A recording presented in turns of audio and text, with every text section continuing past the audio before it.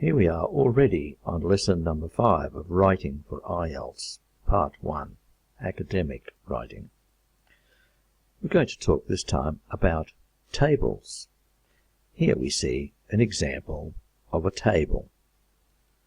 And in an IELTS exam, questions will be asked about this table. If we have a look at the table, we get the information we need to know. It's all about methods of travel by percentage. And it talks about 3 types of travelling: walking, by car, and by public transport. And it shows figures for 3 different countries: Britain, Australia, and Singapore. All of the figures are shown as percentages. Tables are relatively simple to describe, so this will also be quite a short lesson. Once you have the theory of how this is done, you can apply it to all tables that you see. Tables usually describe different types of information, and are used primarily because some information is difficult to put into a graph. So let's get straight into the practicality of this, because that's where you get the practice from. Okay, using the very same table that we started off with, you'll see that underneath are some expressions we can use to describe this table. Here is an exercise where we can fill in the words from these suggestions here into the gaps. Filling the gaps is a common practice in IELTS. So here we have to complete the writing with words from this box. So you can pause the video right now and see if you can fill in the details. We'll check it out in just a moment. As we go along, you'll see here a couple of really good suggestions about vocabulary. They are mentioned in the context. We'll talk about those in just a moment. Okay, stop the video, fill out the details, and let's see how you do. Done it? Okay, we're back. Let's see. The car is the something means of transport for British and Australian school children, with something of students in both countries getting to school in this way. So let's have a look. We're talking about British and Australian. So Britain and Australia and the car. Let's see, how does it compare with the others? Look, 65%, 65%. It certainly is bigger than most of the others, with the exception of this one. So in Britain and Australia, we might look for a word. The car is something means of transport. Looks to me like it's most common. Do you agree? The car is the most common means of transport for British and Australian school children, with something of students in both countries getting to school in this way. With what?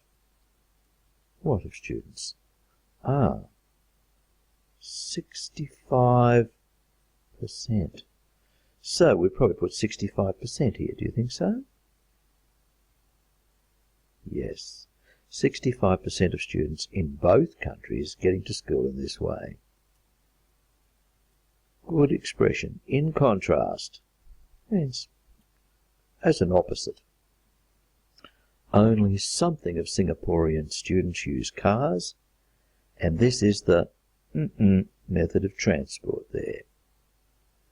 only what of Singaporean students use cars? Singaporean cars, what do you think? 10%. And this is the something method of transport there. Okay, it's the lowest one, so therefore it's probably the least common. Right. There are considerable differences in the something for public transport. Public transport. Oh, right. In the what for public transport? Percent? No. On foot? No. Percentage? Figures, maybe? Most least common? No. Popular? Doesn't fit. So it has to be figures. Meaning numbers. A large something of students in Singapore use public transport. A large... remember when we had pie graphs? We had to talk about percentage. A large percentage of Singaporean students use public transport. Yes, it's pretty big, isn't it? In Britain and Australia, figures for public transport are lower, being and something respectively. So we're looking at public transport.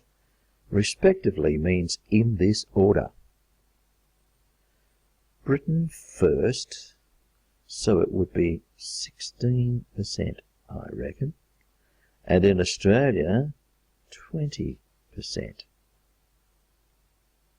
You see how all we are doing here is reporting what we see. Number 6. Less than something of students walk to school in Britain and Australia. Be careful with this one. It's a trick question. Less than what? Walk. Britain, Australia. Less than... Could it be less than 15? No, because it says both. It says in both. Could it be less than 19? No. It can't be less than 19 because one of them is 19. So it has to be less than 20%. This is a trap. Be careful. We have to really be thinking when we do this. For Singaporeans, walking is the second something option. Singaporeans walking the second. That's the first because it's the biggest. That's the third. So it has to be the second, what? Most common option, do you think? The second most common option. With a quarter of the students travelling to school, still talking about Singapore, a quarter is 25%. With a quarter of the students travelling to school on foot. On foot is another way of saying walking. How did you do? Did you get it? If not, rewind the video and check it all out again. Yeah? So how did you do? Some good words for your vocabulary notebook from this exercise were in contrast and respectively.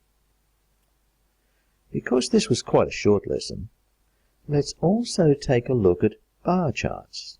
This is a bar chart where we've got bars going up and down. Okay, let's have a look at this one. Tourist arrivals in Brazil. We see here some years, and we see here some numbers. So, this line is called the vertical axis,